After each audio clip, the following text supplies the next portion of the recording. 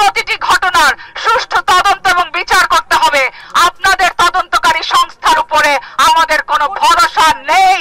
সুতরাং আমরা বলবো যে জাতিসংঘের মাধ্যমে এই তদন্ত এবং বিচার ব্যবস্থা করতে হবে।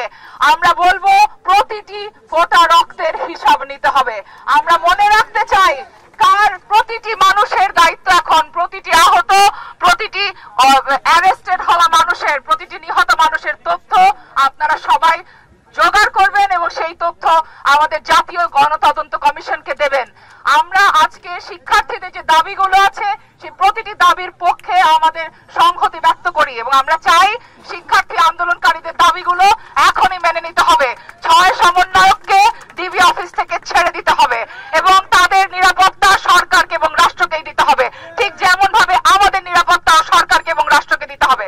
এবং আমাদের আজকে আমরা শিক্ষার্থীদের দাবির সাথে মিলে আমরা আজকে শহীদ মিনারে শহীদদের জন্য আমরা পুষ্পস্তবক অর্পণ করব।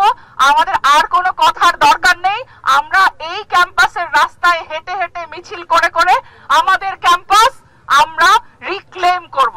আজকে আপনাদের সবাইকে আমাদের এই আর এরপরে আমরা হয়তো আর কথা বলবো না, আর কথা বলারও কিছু নাই।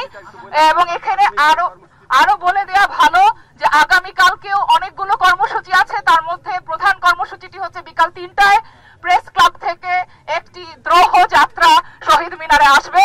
সর্বস্তরের সম্মিলিত নাগরিকরা, আইনজীবীরা, সংস্কৃতি কর্মীরা, চিকিৎসকরা, শিক্ষকরা সবাই এই দ্রোহ যাত্রায় সামিল হবেন